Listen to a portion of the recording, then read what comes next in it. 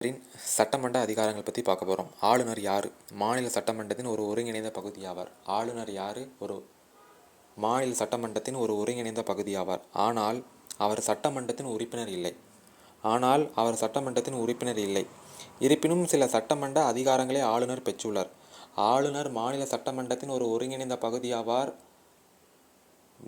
இருந்தாலும் அவர் சட்டமன்றத்தின் ஒரு உறுப்பினர் இல்லை. இருப்பினும் சில சட்டமன்ற அதிகாரங்களை ஆளுநர் பெற்றுள்ளார். ஆளுநர் சட்டமன்ற கூட்டத்தை கூட்டவும், ஒத்திவைக்கவும், கலைக்கவும் உரிமை பெற்றுள்ளார். அப்போ யார் சட்டமன்ற கூட்டத்தை கூட்டவும், ஒத்திவைக்கவும், கலைக்கவும் உரிமை பெற்றுள்ளார்? ஆளுநர். பொது தேர்தல் முடிந்து முதலமைச்சர் மற்றும் மற்ற அமைச்சர்களின் நியமனத்திற்கு பிறகு நடைபெறும் சட்டமன்ற கூட்டத்தின் முதல் கூட்டத்தில் உரை நிகழ்த்துகிறார் ஆளுநர். பொது தேர்தல் முடிந்து முதலமைச்சர் மற்றும் மற்ற அமைச்சர்களின் நியமனத்திற்கு பிறகு, அவங்களுடைய அப்பாயின்மெண்ட்டுக்கு பிறகு நடைபெறும் சட்டமன்றத்தின் முதல் கூட்டத்தில் உரை நிகழ்த்துகிறார் ஆளுநர். நிலுவையில் உள்ள மசோதா குறித்து சட்டமன்ற அவைகளுக்கு ஆளுநர் செய்தி அனுப்பலாம். ஏதாவது ஒரு மசோதா நிலுவையில் இருந்தால் அது குறித்து ஆளுநர் சட்டமன்றத்தில் செய்தி அனுப்பலாம்.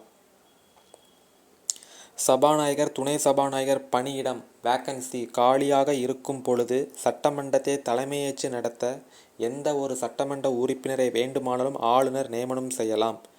ஆங்கிலோ இந்தியன் வகுப்பில் இருந்து ஒரு உறுப்பினரை மாநில சட்டமன்றத்தில் நியமனம் செய்கின்றார். ஆர்டிகல் 333.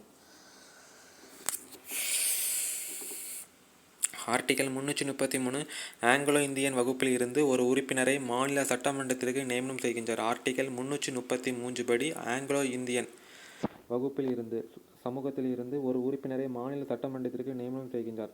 கலை, இலக்கியம், அறிவியல், கூட்டுறவு இயக்கம், சமூக சேவை போன்றவற்றில் சிறந்து விளங்கும் நபர்களை தேர்ந்தெடுத்து மாநில சட்டமேலவையில் 1/6 இடங்களுக்கு அவர்களை ஆளுநர் நியமனம் செய்கிறார். சட்டமன்ற உறுப்பினரின் தகுதியின்மை குறித்து தேர்தல் ஆணையத்துடன் கலந்தோசித்து முடிவு செய்கின்றார். சட்டமன்ற உறுப்பினர்களின் தகுதியின்மை குறித்து தேர்தல் ஆணையத்துடன் கலந்தோசித்து முடிவு செய்கின்றார். மாநில சட்டமன்றம். மாநில சட்டமன்றத்தால் நிறைவேற்றப்படும் ஒவ்வொரு மசோதாவும் ஆளுநர் கையொப்பமிட்ட பின்னரே சட்டமாகும். ஆனால் சட்டமன்றத்தால் நிறைவேற்றப்பட்ட ஒரு மசோதா ஆளுநர் ஒப்புதலுக்காக அனுப்பும்போது, மாநில சட்டமன்றத்தால் நிறைவேற்றப்படும் ஒவ்வொரு மசோதாவும் யாருடைய கையெழுத்து இட்ட பின்னர் மட்டும் சட்டமாகும்னா கவர்னருடைய கையெழுத்து இட்ட பின்னர் மட்டும் சட்டமாகும். சட்டமன்றத்தில் நிறைவேற்றப்பட்ட ஒரு மசோதா ஆளுநர் ஒப்புதலுக்காக அனுப்பப்படும் போது ஆளுநர் கையொப்பமிடலாம், அல்லது நிறுத்தி வைக்கலாம், அல்லது மீண்டும் மறுபரிசீலனைக்காக சட்டமன்றத்திற்கு திருப்பி அனுப்பலாம். அவ்வாறு சட்டமன்றத்திற்கு திருப்பி அனுப்பப்படும் மசோதா அங்கு மீண்டும் நிறைவேற்றப்பட்டால் அதற்கு ஆளுநர் கட்டாயம் ஒப்புதல் வழங்குதல் வேண்டும்.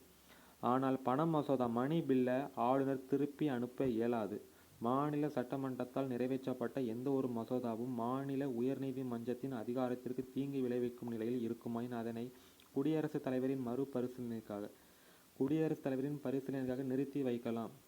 மாநில சட்டமன்றத்தில் ஒரு மசோதாவை நிறைவேற்றுறாங்க, அது மாநில உயர்நீதிமன்றம், ஸ்டேட்டோடைய ஹைகோர்ட்டுக்கு அதோடைய அதிகாரத்திற்கு தீங்கு விளைவிக்கும், தீமை தருவதாக இருந்தால் அதை குடியரசுத் தலைவருடைய மறுபரிசீலனைக்காக கவர்னர் என்ன பண்ணலாம்? நிறுத்தி வைக்கலாம்.